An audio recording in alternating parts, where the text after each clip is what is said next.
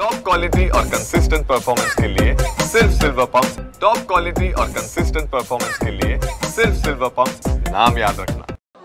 राष्ट्रवादी काँग्रेस शरदचंद्र पवार पक्षाचे विधिमंडळातील गटनेते आणि आमदार जितेंद्र आव्हाड आपल्याबरोबर आहेत। जितेंद्र आव्हाड जी भाजपचे खासदार आहेत, निशिकांत दुबे, ते थेट म्हणतात आहेत की आमच्या पैशांवरती तुम्ही खाता, तुमच्याकडे काय पैशांची खाण आहे का, अशा पद्धतीने ते थेट मराठी भाषिकांवरती अशा पद्धतीचा हल्लाबोल करतात। असं आहे का की असं आहे, आमच्याकडे खाणच आहे। कारण का या देशामध्ये सर्वात जास्त GDP कोणाचा आहे तर महाराष्ट्राचा आहे। सर्वात जास्त इन्कम टॅक्स कोण भरतं तर महाराष्ट्र भरतो। आणि आज भरतो का तर स्वातंत्र्यानंतर सातत्याने मुंबई आणि महाराष्ट्राचा देशाच्या प्रगतीमधलं योगदान याची तुलनाच होऊ शकत नाही।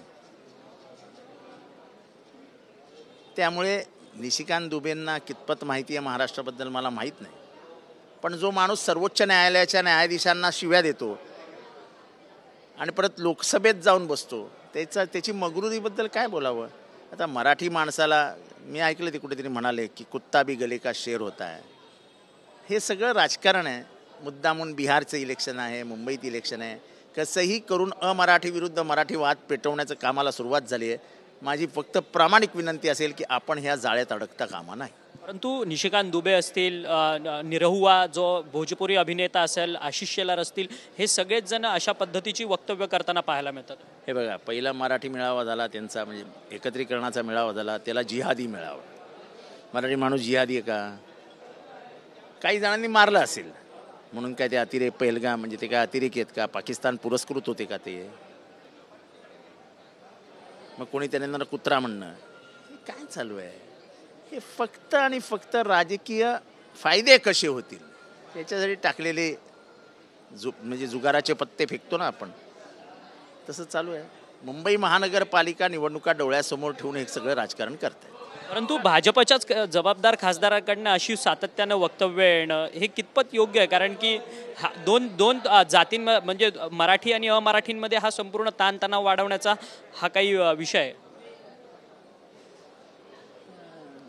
हा तर त्यांचा प्रमुख उद्देश आहे। त्यांना ताणतणाव वाढवायचाच आहे। हिंदू मुसलमान मागच्या अधिवेशनामध्ये औरंगजेब होता, आता यावेळेस हे असलं काहीतरी कुत्ता है, जिहादी है, अतिरेकी है, आणि म्हणून उचकवायचे आणि मारामाऱ्या लावायच्या। आज पुणे रेल्वे स्थानकाच्या बाहेर महात्मा गांधींचा पुतळा होता। हीच विकृती। अरे गांधींना गोळ्या मारून पण गांधी मिळेल नाहीत, तर आता काय म्हणणार आहेत ते? आणि म्हणून आम्ही नेहमी म्हणतो की महाराष्ट्रामध्ये लढाई कोणाची आहे? तुकाराम विरुद्ध नथुराम। आम्ही तुकाराम आहोत, आम्ही तुकारामाचे वंशज आहोत, आम्ही परंपरेचे वंशज आहोत, आम्ही विचारांचे रखवालदार आहोत।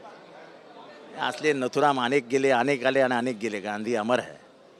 धन्यवाद, तुम्ही आमच्याशी बातचीत केली। खरं तर हा कुठेतरी ट्रॅप लावला जातोय मराठी भाषिकांना अडकवण्याकरता, त्यामुळे मराठी भाषिकांनी अशा लोकांच्या वक्तव्याच्या ट्रॅपमध्ये अडकू नये असं मत जे आहे ते आमदार जितेंद्र आव्हाड यांनी आपल्याशी बोलताना व्यक्त केलं। व्हिडिओ जर्नलिस्ट खंडू कसबेसह अक्षय मंकणे, TVN मराठी, मुंबई।